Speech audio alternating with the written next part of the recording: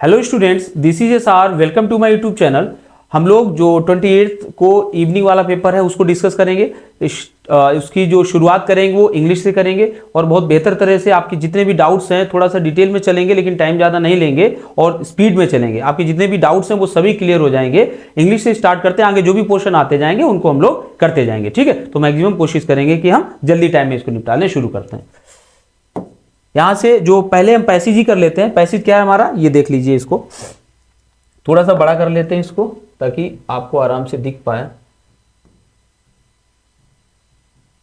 ये रहा हमारा पैसेज। ठीक है, चलिए देखिए, इसको पढ़ के पहले थोड़ा सा समझ लेते हैं ताकि आंसर्स करने में हमें आराम हो जाए, वरना आंसर क्वेश्चन तो इतने सारे हैं ही नहीं। 2 क्वेश्चन इस पे मात्र पूछे गए हैं, तो फिर भी देख लेते हैं क्या हो जाएगा।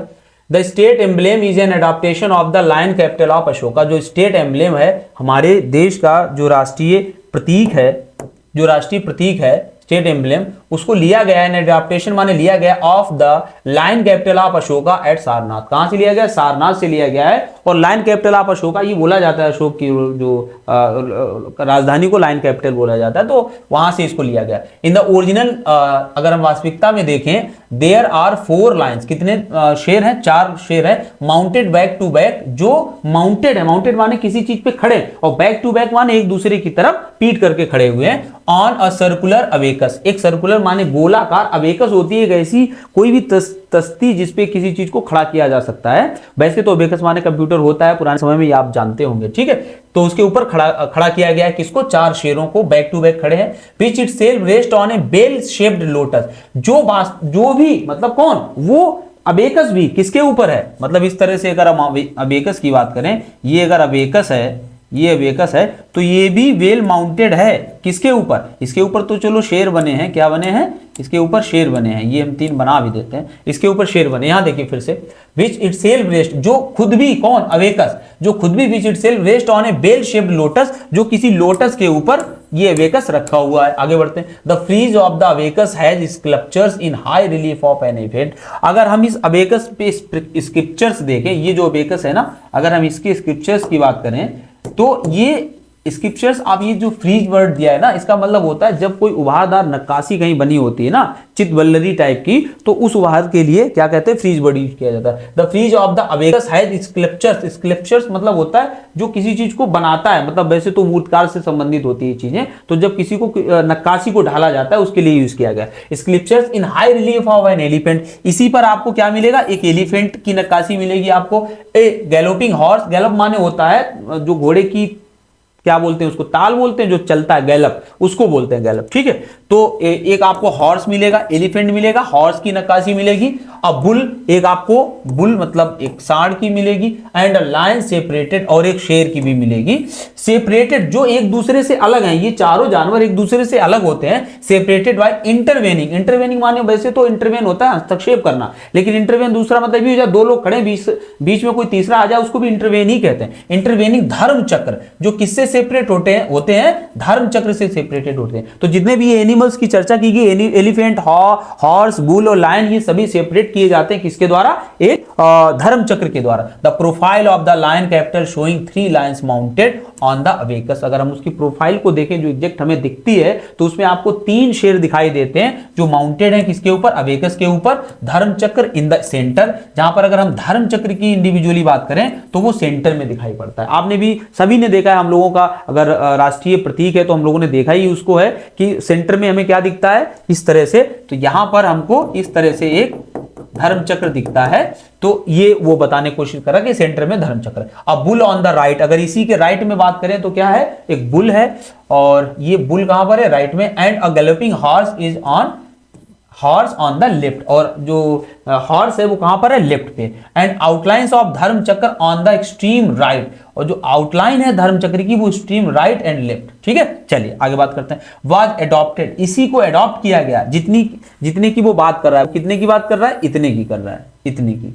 इसको एडॉप्ट किया गया है, adopted as the state emblem of India. Bharat का राष्ट्रीय प्रतीक के रूप में इसको एडॉप्ट किया गया ऑन जनवरी 26 ऑफ 1950। 26 जनवरी 1950 को इसको स्वीकार किया गया था, एडॉप्ट किया गया था। द बेल शेप्ड लोटस, ये जो लोटस हमने आपको नीचे दिखाया था बेल शेप्ड है, वाज ओमिटेड, ओमिट मतलब होता है किसी चीज को छोड़ देना, नजरअंदाज कर देना, तो इसको छोड़ दिया गया। आपने देखा होगा कभी भी आप, अगर हम लोग अपना राष्ट्रीय प्रतीक देखते हैं तो वहां पर आपको कहीं कोई लोटस नहीं दिखता है, तो उसको ओमिट कर दिया गया था। द मोटो सत्यमेव जयते, जो वाक्य लिखा है, जो हमारा राष्ट्रीय वाक्य भी है सत्यमेव जयते, उसका मतलब क्या होता है, which means truth alone TRIMS, की सत्य की हमेशा विजय होती है, सत्य अकेला भी हमेशा जीतता ही है। रिटेन इन देवनागरी लिपि, जो किस भाषा में लिखा हुआ है, किस लिपि में लिखा हुआ है, देवनागरी लिपि में लिखा हुआ। Below the profile of the lion capital, जो किसके नीचे, लायन कैपिटल के नीचे। Is part of the state emblem, अगर पूछा जाए भारतीय राष्ट्रीय प्रतीक का क्या हिस्सा है सत्यमेव जयते, तो वो कह रहा है हाँ, भारतीय राष्ट्रीय जो प्रतीक है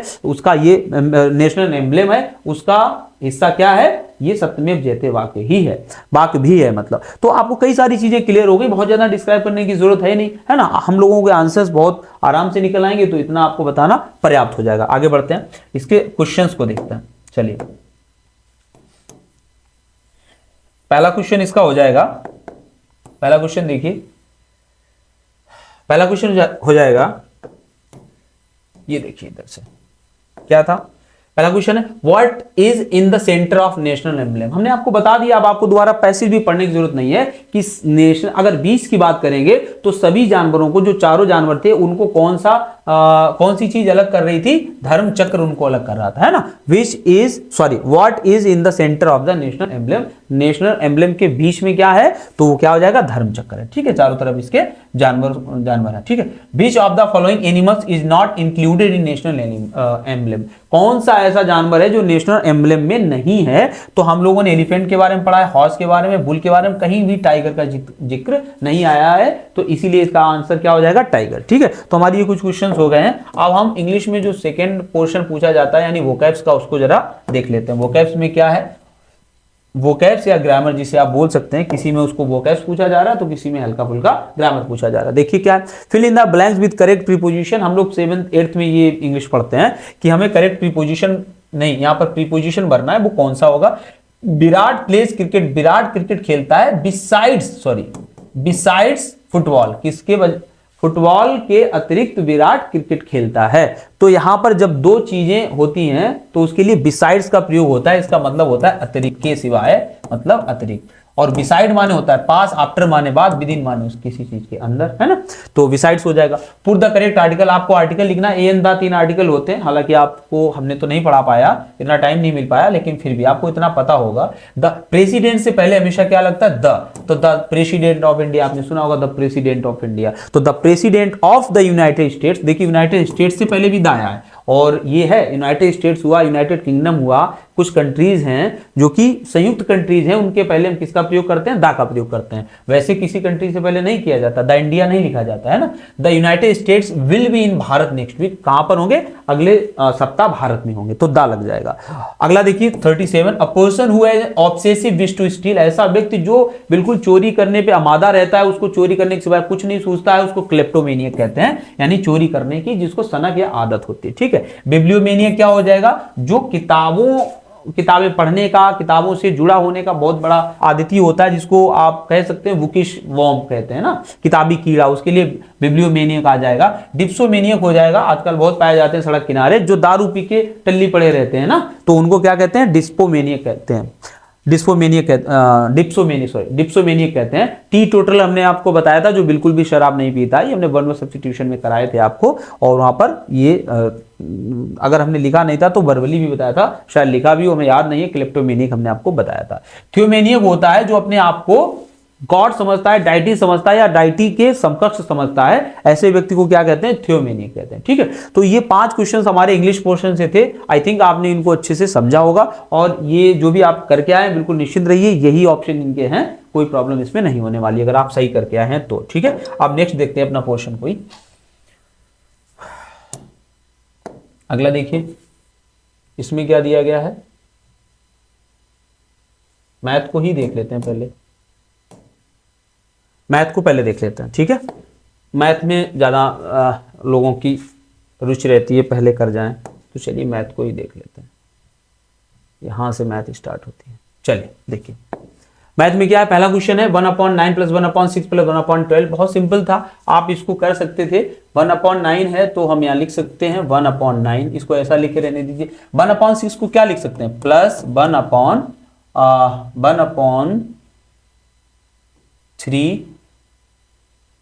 नहीं 1/6 को 1/6 आप बना रहने दीजिए, देखते हैं बाद में। 1/6 प्लस 1/12 को क्या लिख सकते हैं, देखिए 1/12 है, आप इसको लिख सकते हैं 1/3 माइनस 1/4। आप इसका एलसीएम लेंगे, 4 तियो 12 है ना, तिचौक 12 4, 4 तियो 12 3, 4 से 3 गया 1, तो अल्टीमेटली क्या आपको मिल जाएगा 1/12। ठीक है, तो यानी कि हम 1/12 को लिख सकते हैं 1/3 माइनस 1/4। अब इसी तरह से आगे जो कुछ भी है उन सभी को ऐसे हम तोड़ लेंगे, और यही बताने के लिए सवाल दिया है कि आप कैलकुलेशन को किस वे में करना चाहते हैं। क्या आप एलसीएम लेके इसको करना चाहते हैं, तो you are going to take a very है ना huge amount of your time, जो भी बहुत ही ज्यादा क्रिटिकल है आपके लिए, आपको टाइम वेस्ट नहीं करना है, बस आपको इनके खंड करने हैं। तो खंड क्या हो जाएंगे, 1/6 लिखा रहे हैं, थोड़ी देर के लिए बाद में देख लेंगे अगर जरूरत पड़ेगी। 1/12 को क्या लिखेंगे, 1/3 माइनस 1/4, सही है ना इतना, 1/12 हो गया अपना। 1/20 को क्या लिखेंगे, प्लस तो लगा ही दो, 1/20 मतलब 1/4 पंजे 20 होता है, 1/4 माइनस 1/5, ठीक है ना, 5 चौको 20, 5 एकन 5, 4 एकन 4, 1/20 हो जाएगा। 1/30 को क्या लिख सकते हैं, इधर लिख दें क्या, प्लस तो लगा ही दो, 1/30 को 5 का 30 होता है, तो 5 और माइनस 1/6, प्लस का चिन्ह लगा दीजिए। यहां तक हो गए हम लोग 42 पे क्या हो जाएगा 1/6 माइनस 1/7 है ना, 7 एकन 7, 7 चिन्ह वही चल रहा, सही चल रहा है। 56 में क्या हो जाएगा, प्लस 1/7 8 56 होता है, 1/7 माइनस 1/8, सही है ना। और 72 का क्या हो जाएगा, प्लस 1/8 माइनस 1/9 है ना। बोल तो रहे हैं, अगर कम दिख रहा हो लेकिन हम बोल तो रहे हैं चीजों को। देखिए 1/9 से 1/9 कट गया, 1/8 से 1/8 कट गया, 1/7 से 1/7 कट, प्लस माइनस है सब कट रहे हैं, 1/6 से 1/6 कट गया, 1/5 से 1/5 कट गया, 4 से 4 कट गया। और हाँ, यहां इसको बदल लेना चाहिए था हमें, इसको भी 1/6 को क्या कर लेना चाहिए था, 1/2 माइनस 1/3। अब समझ में आई ये बात। तो ये देखो प्लस का 1/3 है, ये माइनस का 1/3 से 1/3 कट जाएगा, अल्टीमेटली हमारे पास क्या बचेगा 1/2, बस। तो यही आंसर इसका हो जाएगा 1/2। क्लियर है ना सबको, सब करके भी आए होंगे, आई थिंक इतना कुछ इसमें था भी नहीं, तो सभी करके आए होंगे इसको। ठीक है, अगला देखिए, नेक्स्ट क्वेश्चन देखिए। अब मतलब क्वेश्चन को ऐसे बताओ कि सिर्फ आंसर बताते चले, तो कम से कम मैथ रीजनिंग इनमें होता नहीं और अच्छे से अच्छा भी नहीं लगता है ना, सिर्फ आंसर आपको बता दें, आप सेटिस्फाई भी, आप डाउटफुल भी रहें। जब आप क्वेश्चन का आंसर मैथ में आ जाता है तो हम कम से कम ये जान जाते हैं कि नहीं ये सही है, आंसर आने का मतलब मैथ यही कहती है कि 100% सही है, गलत होने का चांस रहता नहीं उसमें। इसीलिए इसको हम पूरा सॉल्व भी करके बता रहे हैं, आपका भी थोड़ा और टाइम चला जाएगा। इतनी आपने घंटों पढ़ाई की है, घंटों मैराथन लिए, तो 1 घंटा और सही, तो और भी पेपर आपका पूरा क्लियर हो जाए, आराम से चैन की नींद सोइए आप। ठीक है, चलिए अगला देखते हैं। ये है 25 नंबर, क्या है, x के किस मान के लिए, x/21, देखिए लिखा है x/21 और इंटू x/189, और ये x 1 के बराबर होगा x के किस मान के लिए। तो जरा इसको सॉल्व कर लेते हैं, क्या दिक्कत है, ऊपर x स्क्वायर बन रहा है कि नहीं बन रहा, x स्क्वायर बन रहा है, इधर क्या, इधर चले जाएंगे ये सब गुणे में, तो 21 में गुणे, अगर हम इसको काटें, मतलब इस चीज को काटें, तो क्या बन रहा है जाके, हम 21 का ही ये है कोई ना कोई पार्ट 9 बार कर दें, 9 एकम 9 9 दूनी 18, कितनी बार 9 बार, 9 एकम 9 9 दूनी 18, तो 21 का 9 बार गुणा किया गया। अब देखिए x का मान स्क्वायर चल रहा है, अगर हम x का मान निकालेंगे तो कितना आ जाएगा, 2 21 है तो 1 21 बार आ जाएगा है ना ये वाला, और 9 से कितना बार आएगा, 3 बार आएगा है ना, वर्गमूल ले रहे हैं तो 3, तो 21 3 63, तो x का मान हमें क्या मिल जाएगा 63। जो भी 63 लगा के आए हैं उनका बिल्कुल ही सही है। ठीक है, अगला देखते हैं 6 नंबर क्वेश्चन, 6 है या 26 है, 26 है। चलिए 26 देखते हैं। 26 क्या कह रहा है, 26 कह रहा है कि 81 की पावर -1 इंटू 3 की पावर -5 और इंटू 3 की पावर 9 और इंटू 64 की पावर कितनी दी है 5/6, और आगे क्या दिया, इंटू 3√3 की पावर दी है 6 है ना, की पावर कितनी दी है, की पावर 6 दी है। ठीक है ना, चलिए सिंपल कर लेते हैं, कुछ है ही नहीं इसमें। अब ये देखिए आप खुद ही देखोगे 3 बेस 3 है और 81 इधर दे दिया, तो 81 को हमें बेस 3 में लाना पड़ेगा, तभी ये घातीय कुछ ना कुछ हम कंपैरिजन कर सकते हैं। तो आपने इतना घातांक और करणी में पढ़ भी रखा होगा। 81 को अगर हम 3 में करें तो कितनी आ जाएगी, 3 त्रिका 9 या 27 थी या 81, 4 जाएगी। तो 3 की पावर हम कह सकते हैं -4 है। अब देखिए 3 की पावर, इसको अब साफ करके हम डायरेक्ट लिख दे रहे हैं, इसको 3 की पावर -4 आप लिख सकते हो ना, 3 की पावर -4 जो 81 था, गुणे इधर क्या था 3 की पावर -5। देखो 3 की पावर -4, 3 की पावर -5 है ना, माइनस माइनस घातें क्या होती है, जुड़ जाती हैं आपस में। तो 3 पावर कितना हो जाएगा, अगर इनको देखें तो कितना हो जाएगा, 3 पावर -9, 3 पावर -9, 3 पावर +9, घातें जुड़ेगी, काम खत्म इनका हो जाएगा, एक मान हो जाएगा इनका, 3 पावर 0 हो जाएगा, मान कितना हो जाएगा 1। तो यहाँ 1 ऐसे ही लिख देते हैं। आगे देखिए 64, इसको किस में फॉर्म में है, ये 2 की फॉर्म में, 64 3 फॉर्म में तो होता नहीं, 2 दूनी 4 दूनी 8 दूनी 16 दूनी 32 और दूना 64, यानी 2 की घात 6 है। ये 2 की घात कितना है 6, क्या हम ये जल्दी कर गए और थोड़ा चलाना चाहिए था आगे। 2 की घात 6, सॉरी देखो 2 की घात 6 है और इसको कुछ इस तरह से लिखो, 2 की घात 6 की घात 5/6 गुणे, यहां देखिए 3 का क्या है, क्यूब रूट लेना है, तो क्यूब रूट का मतलब क्या होता है 1/3 घात होता है नहीं, और इसमें गुणा कितने का कर देंगे 6, तो ऊपर चल ही रहा है। अब देखो जरा ये 1 हो गया, ये आपको क्लियर है ना, उसको हम दोबारा नहीं लिख रहे हैं। 6 से 6 कट गया तो 2 की घात कितना आया 5 गुणे, यहाँ 3 दूनी 6, 3 की घात कितना आया 2, तो इसको देख लिए 2 दूना 4 दूनी 8 दूनी 16 दूनी 32 और में गुणे 3 त्रिका 9, इसका मान 9 दून 18 और 9 तियां 27 और 1 28, यानी कि 288 इसका मान आ जाएगा। सी जिसने भी किया है वो बिल्कुल ही सही आंसर आएगा 288। ठीक है, अगला देखते हैं। यहां मैथ के कितने हो गए, 1 2 3 क्वेश्चन हुए। अगला क्वेश्चन मैथ का उधर लगा है, चलिए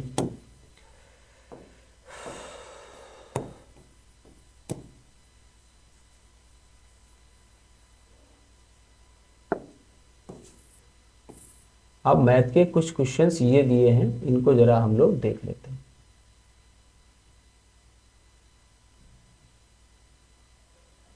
ओके चलिए देखिए क्या है, गीता की राय में उसका वजन 55 किलो से अधिक लेकिन 62 किलो से कम है, क्या इसको विधिवत लगवाएं, तो गीता की राय है कि उसका वजन 55 किलो से अधिक है और किससे कम है, इसको x मानते चले है ना, और 62 किलो से कम है, कुछ भी नहीं करना पड़ेगा, अपने आप आंसर आएगा, 62 किलो से कम है।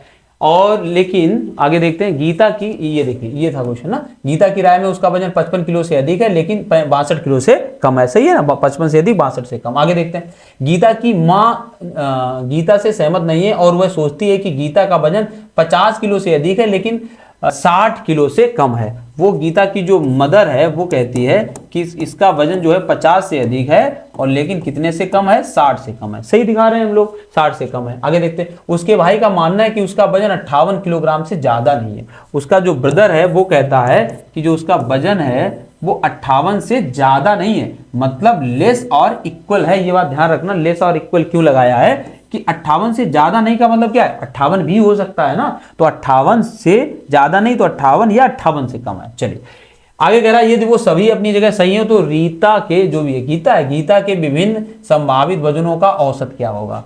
संभावित वजन नहीं निकालना है, संभावित वजनों का एवरेज निकालना है। अब यहां पर आप देख लीजिए, सबसे हाईएस्ट सीमा हम क्या रख, और सभी अपनी जगह सही है तो मतलब 58 से तो ज्यादा होगा नहीं, 58 तो हो सकता है, 58 से ज्यादा नहीं होगा, तो उसकी मैक्सिमम तो सीमा ये होगी, 62 60 सब छोड़ दो, मैक्सिमम ये हो गया, मतलब हम लिख सकते हैं कि मैक्सिमम ये हो गया। मिनिमम जब सभी अपनी जगह सही है तो मिनिमम कौन सा रहेगा बताओ, 50 कर नहीं सकते, क्योंकि 50 इसलिए नहीं कर सकते क्योंकि यहां वो कह रहा है ना कि जब एक लोग बता चुका है कि याद है, कह रहा है ना, तो उसको याद है कि 55 से तो कम है नहीं, तो मिनिमम सीमा हम 55 ही लेंगे, 50 नहीं ले सकते हैं, क्योंकि वो कह रहा है ना 50 से 60, तो इसका भी तो अंदाजा 50 से कुछ भी हो सकता है, मतलब कह रहा है 51 भी हो सकता है, 58 भी हो सकता है, तो मिनिमम सीमा ये नहीं रहेगी। मिनिमम जो लिखा है वो मिनिमम नहीं रहेगा, बल्कि क्या रहेगी 55। क्यों, आप समझ रहे हैं ना, सभी सही है तो 55 से तो ऊपर होगी, तो 55 से ऊपर होगी, मतलब ये मिनिमम है और 58 मैक्सिमम है। इससे ऊपर का मतलब क्या होता है, 56 57 और 58 भी ले लेंगे क्योंकि बराबर हो सकती है। इन तीनों का एवरेज आपको अच्छी तरह पता है 57 होगा। 56 57 58 जोड़ के आप 3 का भाग लगाओगे मतलब वही निकलेगा, एवरेज कितना हो जाएगा 57। तो हमारा आंसर हो जाएगा 57, कहां गया, आंसर हो जाएगा 57 kg। ठीक है, अगला क्वेश्चन देखते हैं 29 नंबर। 29 क्या कह रहा है इसको देखिए,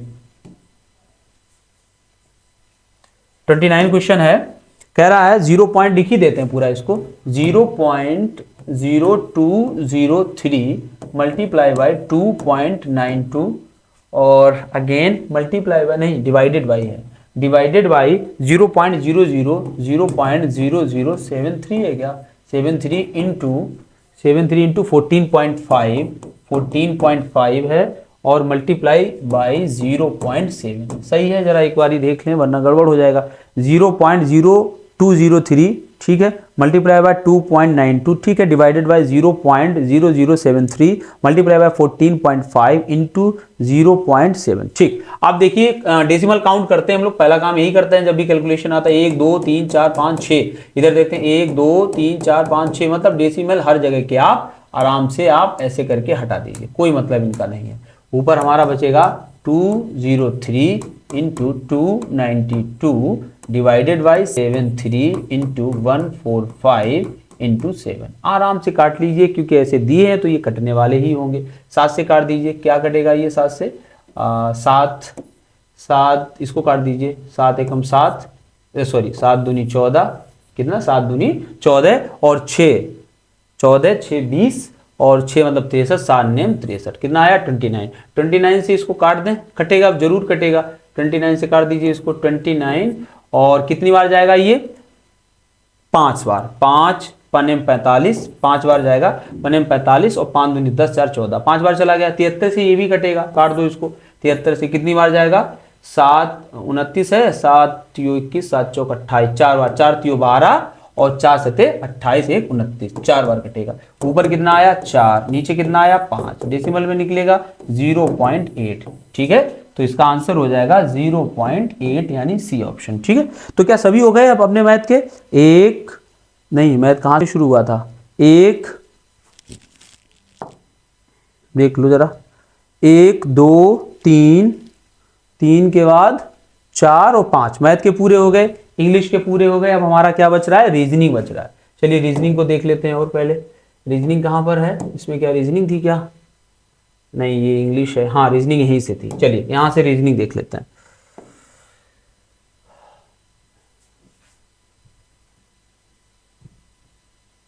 क्वेश्चन नंबर 40 देखिए, यहीं से रीजनिंग स्टार्ट हो रही है शायद, 40 से देखिए इसको।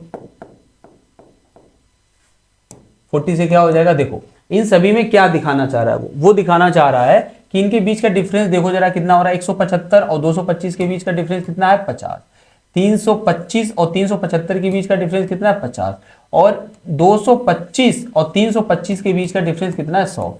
अब हम आपको ज्यादा डिफरेंस निकाल के नहीं बताएंगे, यही इसमें फॉलो हो रहा है हर जगह। कहां पर, इसमें भी फॉलो हो रहा है। एक बताओ और देख लें, सी का और देख लीजिए 189 और इसका कितना आ रहा है 13 से 9 मतलब 13 से 9 9 4 13 4 और यहाँ पर कितना बचेगा 13 से 8 8 मतलब 5 54 का डिफरेंस इनके बीच आ रहा है, मतलब इनके बीच। और देखो 351 और 405 कितने का डिफरेंस बन रहा है यहाँ पर 54 का, और बीच में 108 का बन रहा है ना, 343 7 और 7 इधर और 1 8 और पूरे बीच में कितने हैं 100 ठीक है। तो कितना हो जाए 108 का, ये देखिए 243 से 345 243 343 100 और कितने ज्यादा है यहाँ पर 43 से 7 1 8 108 108 तो 54 और बीच में कितने का 108 का है, कितने का 108।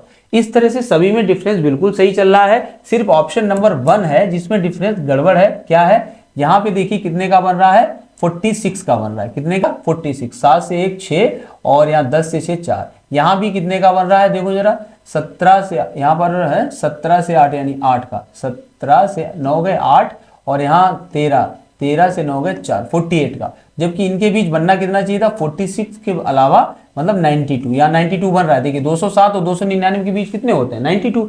तो यही एक है जो अपने उसको फॉलो नहीं करता है 46, यहाँ भी कितना होना चाहिए था 46। तो ये ऑप्शन इसका है जो इस सीरीज को रिदम या उसके एक पैटर्न को फॉलो नहीं कर रहा है ठीक है। हो गया हमारा ये। अगला देखिए, अगला क्या बनेगा, अगला देखिए क्वेश्चन नंबर 41 देखिए। 41 क्या कह रहा है क्वेश्चन, 15 बच्चे एक पंक्ति में उत्तर दिशा की ओर बैठे, ये बैठे हैं मान लीजिए यहां से यहाँ। इधर क्या होता है, हम लोग भी इधर जानते हैं, इधर हम दायां मान के चलते हैं दायां, और इधर क्या मान के चलते हैं बायां ठीक है। अब देखते हैं, अपना ही दायां हम दायां मान लेते हैं, क्योंकि उत्तर की ओर बैठे हैं तो उत्तर तो यही हो जाएगा ना, ऊपर की ओर उत्तर होता है कॉपी वगैरह में, आपको पता ही होगा। ठीक है, दायां बायां। आगे देखते हैं, 15 बच्चे एक पंक्ति में उत्तर की दिशा की ओर मुख करके खड़े हैं। सौरभ राधा के निकट बाईं ओर है। जो सौरभ है ये किधर, राधा के बाईं ओर है। राधा के बाईं किधर हो जाएगा, इस तरफ है ना, राधा के बाईं ओर है। ये हो गया सौरभ, ये हो गई राधा। आगे देखते हैं, बाईं ओर निकटतम है, मतलब सबसे पास में है, और बाएं छोर से 8वें स्थान पर। फिर से समझिए, सौरभ राधा के निकटतम बाईं ओर है और बाएं ओर से 8वें स्थान पर। भी कौन बाएं ओर से, सौरभ की ही बात चल रही थी तो सौरभ के बारे में बता रहा है। और बाएं ओर से 8वें स्थान पर, बायां कौन सा है ये, और इधर से ये कौन से स्थान पर है, 8वें, मतलब यहां से इसका कौन सा स्थान है, 8वां स्थान है। ठीक, जब इधर 8 है तो इधर कितने हो जाएंगे, 8 7 15 थे, तो इधर कितने हो जाएंगे लोग, 7, मतलब यहां से इधर टोटल कितने लोग हो जाएंगे, 7। ठीक है, अब आगे बढ़ते हैं। अब क्या कह रहा है, निम्नलिखित प्रश्नों में कौन सा, मतलब कथनों में कौन सा सत्य नहीं है। पहला क्या है, राधा और विमल के बीच 4 बच्चे हैं। विमल की कोई जानकारी क्या हमने लिखी नहीं। अच्छा, विमल दाएं छोर से दूसरे स्थान पर है। देखो, दाएं छोर से विमल कहां पर है, यहां पर है। यहां कौन है, विमल, यहां विमल है दाएं से दूसरे स्थान पर। ठीक, तो अब देखते हैं क्या कह रहा है वो। राधा और विमल के बीच 4 बच्चे, ये रही राधा और ये रहा विमल। देखो, जब यहाँ टोटल 7 लोग हैं, मतलब हम ऐसे कर लें, सौरभ अगर 8वें पे है तो यहाँ कितने लोग हैं, 7 लोग हैं। 7 में 2 ये चले गए, 1 ये चलेगी, 7 3 चले गए, तो बीच में कितने बचे हैं, 4। समझ में आई बात। सौरभ 8वें था बाएं से, वो पढ़ लेना आप उसमें, सौरभ 8वां था बाएं से, तो ये 8वां हो गया। जब 8 बच्चे यहां तक हो गए तो इधर कितने बचे, 7 8 7 15। और वो कह रहा है विमल दूसरे नंबर पे, तो दूसरे पे 1 तो उधर छूट गया। अब राधा यहाँ उसने पहले बताती थी कि जो ये सौरभ है ये क्या, राधा के बाईं ओर है, तो राधा के, सॉरी क्या था वो ऊपर, सौरभ राधा के निकटतम बाईं ओर है, सौरभ राधा के निकटतम बाईं ओर है, तो सौरभ यहां हो गया था, यही 8वां था। अब देखते हैं, राधा और विमल के बीच, पहला ऑप्शन जो था, राधा और विमल के बीच 4 बच्चे, तो राधा विमल के बीच 4 बच्चे हो गए कि नहीं हो गए, एक राधा, एक ये, 2 3 बच्चे खत्म हो गए, बीच में कितने बचे, 4, क्योंकि टोटल 7 है। आगे बढ़िए, विमल बाएं ओर से 13वें स्थान पर, विमल कहां है, ये, और बायां ओर कौन सा, ये, यहां से 13वें स्थान पर है, कैसे हो जाएगा 13वें स्थान पर, ये जब आखिरी वाला 15वां होगा तो ये 13वां कैसे हो जाएगा, 14वां ही तो होगा। इधर से हम देखेंगे तो ये तो 15वां होगा ना, तो उसके बगल वाला 14वां हो ही नहीं सकता, तो यही ऑप्शन गलत है। बाकी दूसरे मैच करना चाहो कर लीजिए। राधा दाएं छोर से 7वें स्थान पर है, राधा दाएं छोर से इधर से 7वें पे तो हो ही जाएगी। जब 8 बच्चे यहां तक हैं तो यहां तक ये कौन सा बच्चा होगा, 7वां बच्चा होगा। ठीक है, अगला देखिए, सौरभ और विमल के बीच 5 बच्चे हैं, सौरभ कहां है, ये है, विमल कहां है, ये, जब इसके बीच 4 थे तो राधा और हो गई, तो राधा मिला के टोटल कितने हो गए, 5। आई थिंक सबको ये क्लियर हो गया होगा, कुछ भी इसमें डाउट रहा नहीं होगा।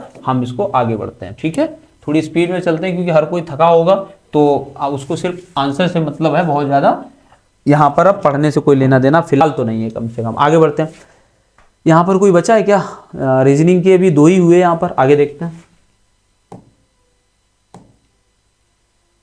एक रीजनिंग का ये क्वेश्चन देखिए 70। इस प्रश्न में 2 कथन 1 और 2 दिए गए। ये कथन या तो स्वतंत्र कारण हो सकते हैं या स्वतंत्र कारणों या समान कारण के प्रभाव को, इसको पढ़ना आप छोड़ दीजिए, आपने जब पढ़ाई की होगी तब इसको पढ़ा होगा। हम सिर्फ इस क्वेश्चन को लगाते हैं कि क्वेश्चन लगेगा कैसे, ये चीज आप समझिए, और उसी में समझा देंगे कि क्वेश्चन क्या कह रहा है। देखिए, एक कथन दिया गया, कथन क्या है, मौसम विभाग ने एक बयान जारी कर देश के कई हिस्सों में मानसून के दौरान कम बारिश होने का जिक्र किया है। मौसम विभाग ने कहा है कि देश के कई हिस्सों में, बहुत गौर करने वाली बात है, काफी ये जो होते हैं ना बहुत ही डीप रीजनिंग आपकी चाहते हैं। मौसम विभाग ने एक बयान जारी कर देश के कई हिस्सों में मानसून के दौरान क्या कहा है कि बारिश कम होगी, मतलब उन्होंने आशंका जाहिर की है कि बहुत सारे हिस्सों में, कई हिस्सों में, कम हिस्सों में नहीं बात कर रहा, कई हिस्सों में बारिश कम होने का जिक्र किया है। ठीक है, आप इसके इंपैक्ट जान सकते हैं कि अगर देश के कई हिस्सों में बारिश कम होगी, वो भी मानसून के दौरान, तो क्या असर पड़ेगा आपको अच्छी तरह से पता है। ठीक है, फिर भी हम आगे डिटेल बात करेंगे। सरकार ने, अब दूसरा कथन क्या आ रहा है, सरकार ने संशोधित अनुमानित जीडीपी दर को पहले के अनुमान के स्तर से कम कर दिया है। अगर सरकार, एक अनुमान लगाया जाता है ना जीडीपी का, अगर सरकार ने जीडीपी 7.5 पहले अज्यूम की थी, तो अब सरकार कह रही कि नहीं, जीडीपी हम इसको 6.8 अज्यूम कर रहे हैं, मतलब इतनी रहेगी। ठीक है, तो अपनी दर को उसने कम कर दिया है। आप क्वेश्चन पढ़ते हैं, उसके जो निष्कर्ष निकलेंगे उनको देखते हैं। यदि कथन 1 कारण है तो कथन 2 इसका प्रभाव है। वो कह रहा है क्या कथन 1 कारण की वजह से कथन 2 प्रभाव बना है, मतलब क्या बारिश कम हुई है, जो पहले से अनुमानित है कि बारिश कम होगी बहुत सारी जगह पे भारत में, तो क्या उसकी वजह से जीडीपी को घटाया गया? पहला ऑप्शन। चलो इसको भी रोक देते हैं, होल्ड कर देते हैं। दूसरा देखिए, यदि दोनों कथन एक दो किसी सामान्य कारण के प्रभाव में, देखिए आप भी अच्छी तरह जानते हैं, अगर किसी कृषि प्रधान देश में बहुत बड़े हिस्से पर मानसून ना हो और बारिश ना आए तो उस जो कृषि प्रधान देश है उसकी खेती किस तरह से प्रभावित होगी। किसी भी अगर देश की अर्थव्यवस्था खेती से बहुत ज्यादा डिपेंडेबल हो तो आप समझ सकते हैं कि उसकी जीडीपी पे क्या पड़ेगा? फर्क पड़ेगा। तो सरकार, जैसे मौसम की भविष्यवाणी हुई है तो सरकार ने उस भविष्यवाणी को देखते हुए जीडीपी रेट को क्या कर दिया है? घटा दिया है। तो पहला इसका होता है कारण, और दूसरा उसी कारण की वजह से जो पड़ने वाला क्या है? प्रभाव है। बाकी आप देखोगे तो सभी गलत हैं, यानी पहला ही सही हो जाएगा। गलत क्यों है देख लीजिए जरा एक सेकंड में। यदि दोनों कथन एक और दो किसी सामान्य कारण के प्रभाव, कोई सामान्य कारण क्या हो सकता है? क्या आपको बताया गया जीडीपी क्यों कम की गई है ना? और मौसम का कारण क्या बताया गया? कुछ नहीं, एक दूसरे से संबंधित हैं ये। यदि दोनों कथन एक और दो स्वतंत्र कारणों के प्रभाव है, नहीं।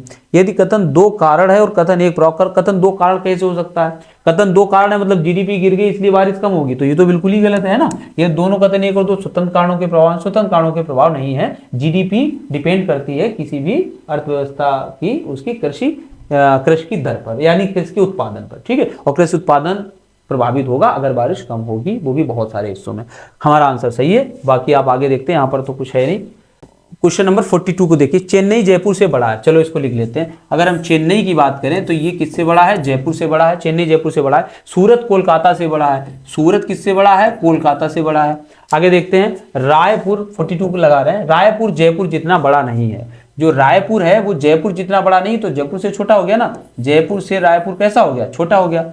आगे बात करते हैं, जयपुर जो रायपुर है वो जयपुर जितना बड़ा नहीं है, लेकिन सूरत से बड़ा है। और ये किससे बड़ा है? सूरत से बड़ा है। सूरत किससे बड़ा है? कोलकाता से बड़ा है। लग गए सब ना। तो सबसे छोटा कौन सा? सबसे छोटा कौन सा हो जाएगा? कोलकाता, ठीक है। दोबारा से उसको देख लेना, टाइम वेस्ट ना कर रहे, और कोलकाता सबसे छोटा हो जाएगा। अगला देखिए, 10:25 मतलब हुआ है, तो दोनों घड़ियों के बीच कितने अंश का कोण होगा? रिफ्लेक्सिव एंगल कितना होगा?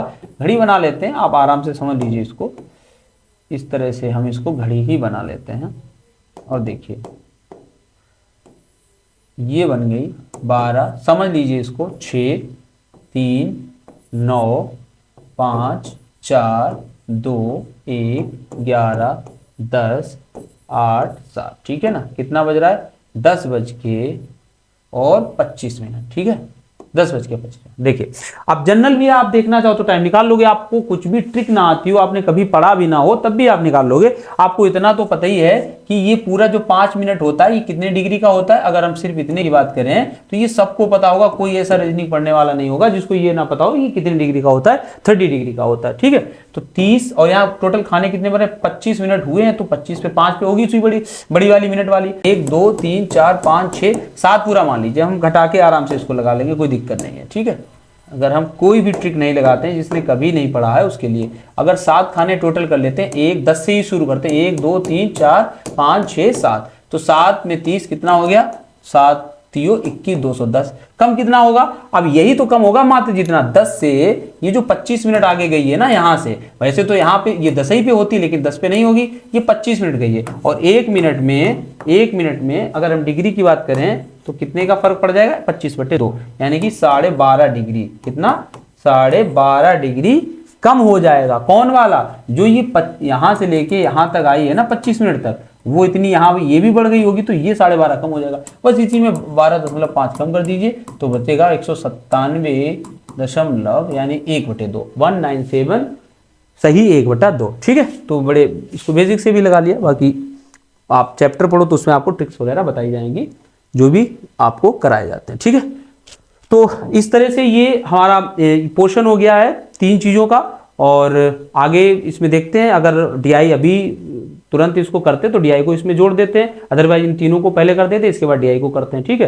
तो चलिए, और आप समझ सकते हैं अकेले हैं तो थोड़ा सा तो टाइम लग ही जाता है। ऐसा तो है नहीं कि कहीं हम सोल्यूशन बैठ के देख रहे हैं, खुद ही लगाना है, खुद ही आपको बताना है, तो थोड़ा सा टाइम लग जाता है, ठीक है। तो चलिए देखते हैं। आप इतना तब तक अगर हम अपलोड करते तो इसको देखिए, अदरवाइज पूरा जोड़ के देते हैं तो जोड़ के देखिए, ठीक है। Thank you.